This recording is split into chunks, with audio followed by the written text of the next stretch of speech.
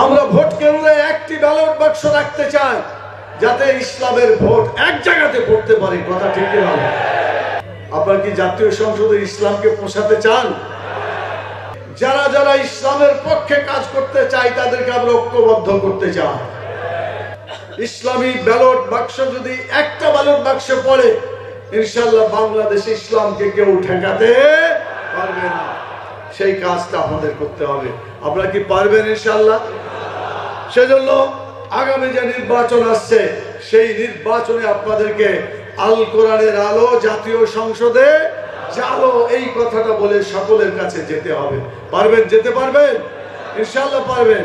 আমরা ইসলামকে, আল্লাহর আলো ইসলামকে বাংলাদেশে কায়েম করতে চাই, এবং বাংলাদেশে যত অন্ধকার আছে, যত অন্যায় আছে, অত্যাচার আছে, জুলুম আছে, টেন্ডারবাজি আছে, দখলদারবাজি আছে, যত রকম অন্যায় আছে, সকল অন্যায়কে বাংলাদেশ থেকে তাড়াতে চাই। আপনারা কি রাজি আছেন? এই জন্য একটা স্বাধীনতার আন্দোলন লাগবে, একটা সংগ্রাম আপনাদের করতে হবে। প্রথম সংগ্রাম করে আমরা ভূখণ্ড পেয়েছি, আমরা একটা পতাকা পেয়েছি, আলহামদুলিল্লাহ। এরপরের সংগ্রাম করে যারা জুলুম করছিল, জুলুম যারা করছিল, তাদের মহানায়ক যে ছিল, তাদেরকে বাংলাদেশ থেকে বিতাড়িত করা হয়েছে। বলেন আলহামদুলিল্লাহ। কোটি মানুষের আস্থার ভালোবাসায় 11 বারের মতো দেশের 1 নম্বর রেফ্রিজারেটর ব্র্যান্ড ওয়ালটন। কিন্তু জুলুমকে তাড়াইতে গেলে এই জায়গায় ইসলাম আসতে হবে। ইসলাম হচ্ছে আলো। আলো যখন আসবে, অন্ধকার পালাবে। মানুষের অত্যাচার, নির্যাতন, এগুলো সব অন্ধকার। বাংলাদেশ থেকে এই অন্ধকারকে কি আপনারা তাড়াতে চান? তাহলে আগামী দিনে ইসলামকে বাংলাদেশে কায়েম করার জন্য কি প্রস্তুত আছেন? আমাদের স্লোগান হবে আল কোরআনের আলো। শুধু ঘরে ঘরে জ্বালবেন।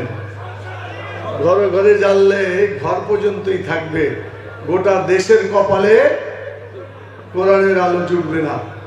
তাহলে এই কোরআনের আলো কোথায় পৌঁছাতে হবে? জোরে বলেন, কোথায়?